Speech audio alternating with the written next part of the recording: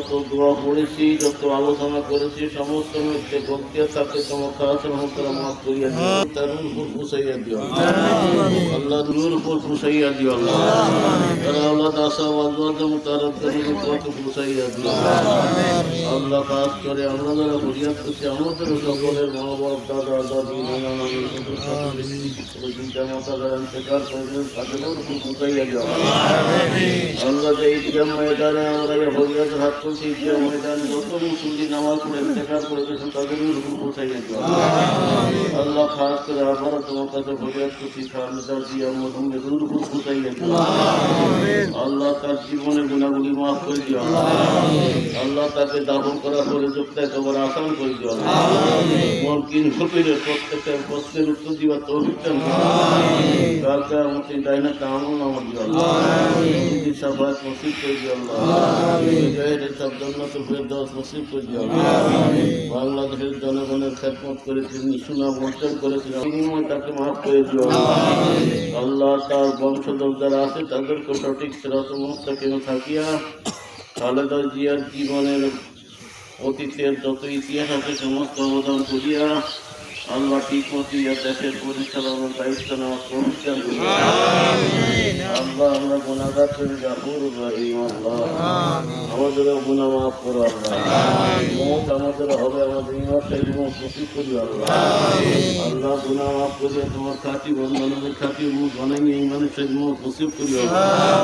ইলাহি তুবতুমিন কুল্লাল মাআসি বিইখলাসি তাজাল্লি খালাসি آبتني يا غياث المستغيثين بفضلك يا من ينقذ بالنواسي فضلك يا رب محمد مصطفیٰ کی واسطے سید کونین صاحب انبیاء کی واسطے ہر طرف سے مصیبت میں آ کے گھیرا ہے مجھے دیکھنا یا رب شہید کربلا کی واسطے وہ بولے باغ مدینہ قرۃ عین رسول یا نبی بی ফাতেমা খায়রুন নিসা কি ওয়াস্তে আল্লাহ আকবার। ফরিয়াদ করছি আমাদের জানাজার কবুল করো আল্লাহ। আমাদের জানাজার উসিলায় খালেদা জিয়াকে মাফ করে দাও আল্লাহ। আমাদের জানাজার উসিলায় দেশের মুখের খেদমতের উসিলায় তাকে মাফ করে দাও আমিন। খাস রহমত ইসলামী জিন্দেগি বসর করে আমাদের তৌফিক দান করো আমিন। ইলাহি তুবতুমিন কুল্লাল মাআসি বিইখলাসি তাজাল্লি খালাসি আবসনি বাইনাহুম من الغم وكذلك ننجي المؤمنين رب العالمين وآخر كلام لا إله إلا الله الله يا বাংলাদেশের সম্মাননীয় প্রধানমন্ত্রী গায়েবী জানাজা পড়েছি আল্লাহ, তুমি গায়েবী জানাজাকে কবুল করো আল্লাহ।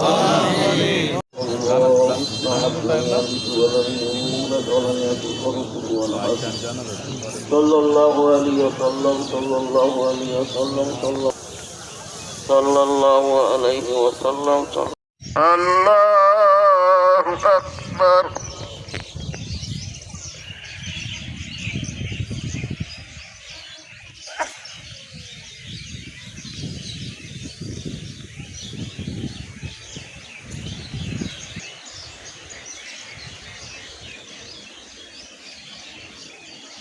আল্লাহু আকবার।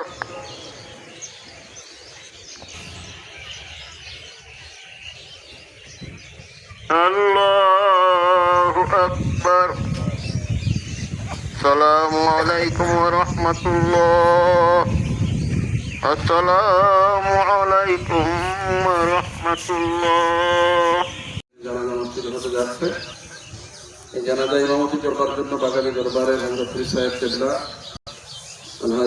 যুদ্ধের শহীদদের উদ্দেশ্যে গায়ে জানাজা আলহামদুলিল্লাহ বলি।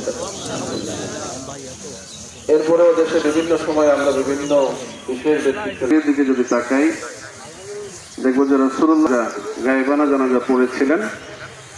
সেটা ছিল রাসূলুল্লাহ সাহাবী বাদশা নাজদাশি একজন রাষ্ট্রপ্রধানের জানাজা হিসেবে বিবেচনা করে আদায় করবো।